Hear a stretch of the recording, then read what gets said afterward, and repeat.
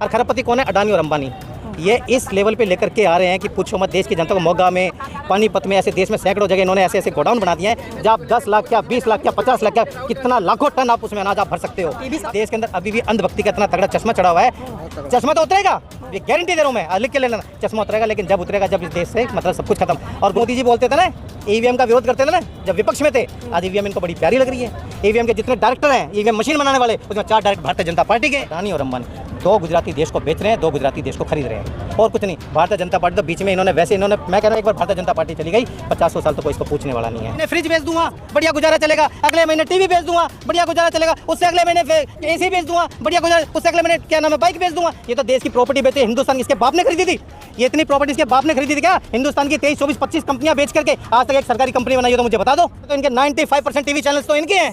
95% TV Adani Ambani, दूसरे पे क्या नाम है, क्या नाम, जी न्यूज, सरकारी मीडिया।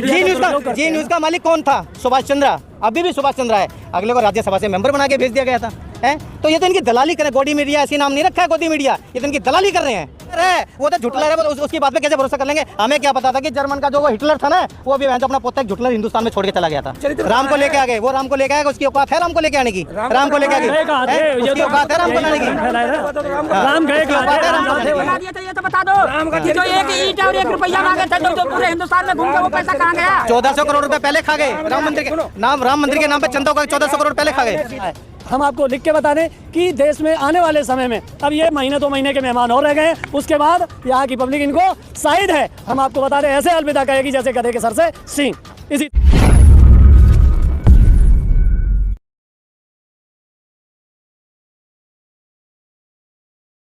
नहीं है। दरअसल ये अडानी और अंबानी के लिए सब कुछ। आप ये मुझे बताएं, 2 साल पहले जब उसका विरोध हुआ था, पानीपत के अंदर सैकड़ों एकड़ जमीन खरीद के रेलवे लाइन तक उसके अंदर बिछा दी गई। एक जमाना कांग्रेस के राज में था, एक टाइम था कांग्रेस के राज में कि एक लिमिट थी कि इतना 1000 टन आप केवल उसको वो कर सकते हैं, मतलब भंडार कर सकते हैं। सुनिए ना, भंडारण कर सकते हैं, लेकिन इसने अनलिमिट कर दी। अनलिमिट का मतलब आप समझे, करोड़पति और अरबपतियों को तो खत्म, अब केवल रह गया खरबोपतियों का। अरबपति करोड़पति का खत्म। और खरबपति कौन है? अडानी और अंबानी। ये इस लेवल पे लेकर के आ रहे हैं कि पूछो मत। देश की जनता को मोगा में, पानीपत में, ऐसे देश में सैकड़ों जगह इन्होंने ऐसे ऐसे गोडाउन बना दिए हैं जब 10 लाख क्या 20 लाख क्या 50 लाख क्या कितना लाखों टन आप उसमें अनाज आप भर सकते हो। और सुनो जो ये किसान है ना, किसान केवल किसानों की लड़ाई नहीं है, ये तो ये बेचारे, मैं शुक्रगुजार हूं इन किसानों का, ये हमारे हक की लड़ाई लड़ रहे हैं, इस देश के हक की लड़ाई लड़ रहे हैं। वरना आटा अधिकार, मैंने गन्ने की गन्नेरी गन्ना, आधा गन्ना मैंने 48 रुपए में बिकते देखा, उसके छील के मैंने, अब की बार 400 पार है ना। मैंने कहा अभी भी इस देश, सुनो, इस देश के अंदर अभी भी अंधभक्ति का इतना तगड़ा चश्मा चढ़ा हुआ है। चश्मा तो उतरेगा, ये गारंटी दे रहा हूँ मैं, आज लिख के ले लेना। चश्मा उतरेगा, लेकिन जब उतरेगा जब इस देश से मतलब सब कुछ खत्म। और गुंडागर्दी, पहले करते थे लोग चोरी, 400 बार हो सकता है, कोई बड़ी बात नहीं है। गुंडागर्दी के दम पे, सुनो ना, गुंडागर्दी प्रूफ दे रहा हूँ आपको। चंडीगढ़ में क्या हुआ था? चोर चोरी, अरे वो तो देवता आदमी है, चंद्रचूड़ देवता आदमी है जो अकेला टक्कर ले रहा है इन भस्मासुरों से, वरना ये तो गुंडागर्दी पे उतर आए हैं। अगर यही मोदी जी बोलते थे ना, ईवीएम का विरोध करते थे ना जब विपक्ष में थे, आज ईवीएम इनको बड़ी प्यारी लग रही है। ईवीएम के जितने डायरेक्टर हैं, ईवीएम मशीन बनाने वाले, उसमें 4 डायरेक्टर भारतीय जनता पार्टी के हैं। अभी आपने देखा क्या नाम है, चुनाव आयुक्त ने अभी ये क्या किया है, चुनाव आयुक्त ने रिजाइन कर दिया। वो या तो कहीं ना कहीं अंडर प्रेशर था, या तो इन चोरों की बात मान लो, वरना मेरा जमीर बोलता है तो मैंने रिजाइन करना बेहतर समझा। तो इस समय गुंडागर्दी, और मैं कह रहा हूँ एक चीज़, भारतीय जनता पार्टी के अंदर भी अच्छे लोग हैं। मैं भारतीय जनता पार्टी का दुश्मन नहीं हूँ, भारतीय जनता पार्टी के अंदर भी अच्छे लोग हैं, लेकिन उनका जमीर इस समय सोया हुआ है, क्योंकि वे उम्र के उस मकाम पे बैठे हुए हैं कि अगर हमने मुंह खोला तो हमें दरकिनार कर दिया जाएगा। भारतीय जनता पार्टी तो वैसे ही बदनाम है, दरअसल गुजरातियों की सरकार है। सारी बड़ी पोस्टों पे सारे गुजराती बैठाए हुए हैं। मैं कह रहा हूँ ना, अडानी और अंबानी 2 गुजराती देश को बेच रहे हैं, 2 गुजराती देश को खरीद रहे हैं, और कुछ नहीं। भारतीय जनता पार्टी तो बीच में इन्होंने मैं कह रहा हूँ एक बार भारतीय जनता पार्टी चली गई 50 साल तो कोई इसको पूछने वाला नहीं है। लेकिन मैं अभी भी अपने देश के लोगों से अपील कर रहा हूँ, जो जागरूक हैं, जागरूक लोगों से अपील कर रहा हूँ, ये हिंदू मुस्लिम गाय गोबर की राजनीति छोड़ दो, मंदिर मस्जिद के लफड़े में मत पड़ो। अगर अभी भी अगर ये मोदी जी आते हैं 47 तक 2047 तक विकसित राष्ट्र बनाने का लक्ष्य है। विकसित राष्ट्र, आप मुझे बताइए, देश का सारा सोना बेच दिया। किसी भी माँ बाप ये हैं, इनकी भी औलाद है, कौन सी औलाद इनको पसंद आएगी? एक तो अपने घर की प्रॉपर्टी को बढ़ाए, एक अपनी प्रॉपर्टी को बेच के एंजॉय करे। ये घर का सारा सामान बेच के ऐसे तो गुजारा मैं भी कर लूँगा, इस महीने फ्रिज बेच दूंगा, बढ़िया गुजारा चलेगा। अगले महीने टीवी बेच दूंगा, बढ़िया गुजारा चलेगा। उससे अगले महीने एसी बेच दूंगा, बढ़िया गुजारा। उससे अगले महीने क्या नाम है, बाइक बेच दूंगा। ये तो देश की प्रॉपर्टी बेची, हिंदुस्तान की, इसके बाप ने खरीदी थी। ये इतनी प्रॉपर्टी इसके बाप ने खरीदी थी क्या? हिंदुस्तान की 23, 24, 25 कंपनियां बेच करके आज तक एक सरकारी कंपनी बनाई हो तो मुझे बता दो, एक भी सरकारी कंपनी बने? अरे घर के सामान बेच के तो कोई भी गुजारा कर लेगा। हैं 68 टन सोना कहाँ चला गया? को पूछ लो इनसे। बैंकों का सारा पैसा पूछ लो इनसे कहाँ गया? और हिंदुस्तान के ऊपर जहाँ 55 लाख करोड़ का कर्जा था 70 साल के अंदर, मात्र 9-10 साल के अंदर 205 लाख करोड़ का कर्जा हो गया। कहाँ से हो गया भैया? रोजगार आपने दिया नहीं, महंगाई आपने घटाई नहीं, वो इतना कर्जा कहाँ से हो गया? और उस कर्जे को चुकाने के लिए वर्ल्ड बैंक उस कर्जे को चुकाने के लिए भी, उसके कर्जे का ब्याज भरने के लिए भी कर्जा ले रहे हैं। इतनी सारी कमियां गिना रहे हो, लेकिन टीवी सर्वे में फिर आ रहे हैं। टीवी किसके हैं? जरा आप मुझे बताएं, टीवी है किसके? सारे तो इनके 95% टीवी चैनल्स तो इनके हैं।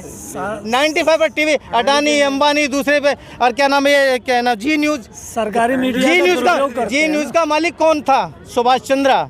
अभी भी सुभाष चंद्रा है। अगले को राज्यसभा से मेंबर बना के भेज दिया गया था।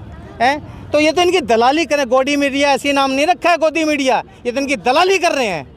लेकिन अभी भी मेरे को दिखाई, मुझे भविष्य दिखाई दे रहा है आने वाली युवा पीढ़ी का। और मैं तो उन जागरूक भाइयों से कहना चाहता हूँ जो अपना जमीन जिन्होंने बेच दिया है, जो कांग्रेस के राज में क्या नाम है, जिन्होंने नौकरी पाई, जिनके बच्चों ने नौकरी पाई, आज वे बहन मोदी जी का झंडा उठा रहे हैं। बिल्कुल, आज ये मोदी जी का, वे एहसान फरामोश नहीं है, वे भी मोदी मोदी मोदी मोदी, जिन्होंने कांग्रेस के राज में, जिस कांग्रेस सरकार ने नौकरी दी, जिस कांग्रेस सरकार ने उसको नौकरी दी, उसके बच्चों को नौकरी दी।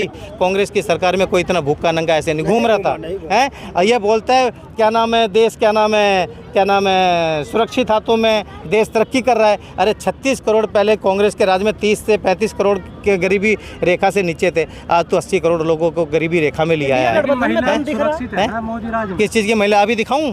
लेटेस्ट की वीडियो दिखाऊं? एक नहीं दिखाऊंगा, मोदी जी तो बोलते हैं 50 नारा देते हैं। अरे झुटलर है वो, तो झुटलर है वो, तो उसकी बात पे कैसे भरोसा कर लेंगे? हमें क्या पता था कि जर्मन का जो वो हिटलर था ना, वो भी जो अपना पोता एक झुटलर हिंदुस्तान में छोड़ के चला गया था।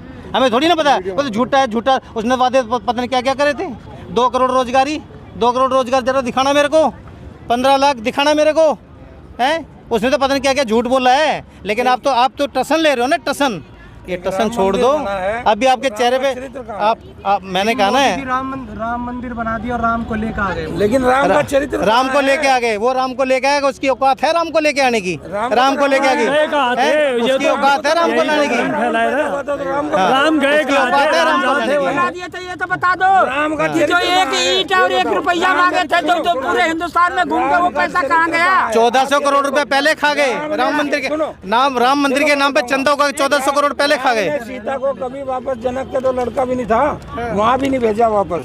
अरे इसने पीर में भेज रखा है उसको शुरू से। ये बहुत उसको पता कमी की बात है। दूसरा क्या था, देखो छोटे भाई ने कहा था उद्धव ने, मुझे 6 महीने के लिए वो मुख्यमंत्री बना दो, नहीं बनाया ना, लेकिन परमात्मा ने उसको बना दिया था। रह गया ना पूरा 1 साल, कर गया ना। दूसरा, तीसरा था, अगर राम होता ना तो रस्सी भी पकड़ी होती ना। अगर विपक्ष कहता ना, सारे विपक्ष ने कहा था, सुनो, विपक्ष ने सारे ने मिलकर एक कहा था, सारे विपक्ष ने कहने लगा भाई उससे उद्घाटन राष्ट्रपति से करा लो, इन्हीं की बनाई हुई थी। राम तो रस्सी छोड़ के चल देता उसी टाइम, लेकिन इन्होंने नहीं, मैं ही करूंगा, उन्होंने उद्घाटन उसी टाइम किया। नहीं, ये 400 सीट आएंगी, ये कह रहे हैं ना, श्री राम 400 सीटें की गारंटी है।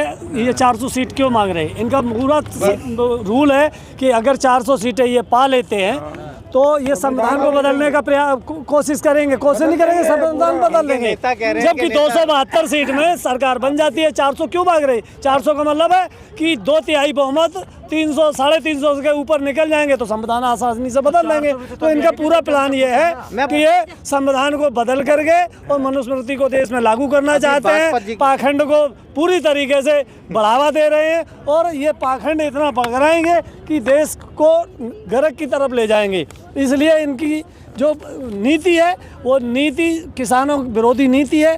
पूरे पूंजीपतियों के इशारे पे ये काम कर रहे हैं और आज का टाइम जो है देश बदलाव चाह रहा है। हम आपको लिख के बता दें कि देश में आने वाले समय में अब ये महीने 2 महीने के मेहमान और रह गए हैं, उसके बाद यहाँ की पब्लिक इनको शायद है हम आपको बता दें ऐसे अलविदा कहेगी जैसे गधे के सर से सींग। इसी तरीके से ये चले जाएंगे और वापस जाकर के गुजरात में चाय फिर बेचते नजर आएंगे। देखिए मैं तो सहमत नहीं हूँ। कहते देखो अगर ईमानदार से लड़ ले ये बिल्कुल ऐसे ही जाएंगे गधे के सर से सींग। लेकिन अभी आपने बागपत के सांसद जी का सुना आपने बयान, मुझे तुम वोटों की जरूरत नहीं है, तुम वोट दो या मत दो। आसाम के मुख्यमंत्री जी कहते हैं तुम्हारे मुझे किसी के वोटों की जरूरत नहीं है किसी। तो इससे क्या साबित होता है मुझे बताओ ना, इससे क्या साबित होता है? इससे क्या साबित होता है कि तुम्हें वाकई में तुम्हारे वोटों की जरूरत नहीं है। ईवीएम से हाँ, ईवीएम इनका तो माई बाप ईवीएम है, मैंने बताया ना। ईवीएम से भी नहीं, ईवीएम को और अब तो रखी जाएगी ना, वो पेटियां रातों रात गायब हो जाएंगी और अलग से पेटियां भर करके जाएंगी और वहाँ रखी जाएंगी। ये तो खुलेआम इतनी गुंडागर्दी कर रहे हैं। अभी प्राचा जी ने जो सुप्रीम कोर्ट के जो वकील थे और भानु प्रताप सिंह जी ने, जब वो आप खुलेआम चैलेंज कर रहे हैं, आप लोग खुलेआम चैलेंज कर देखो हम दिखा रहे हैं कैसे ईवीएम गड़बड़ कैसे होती है।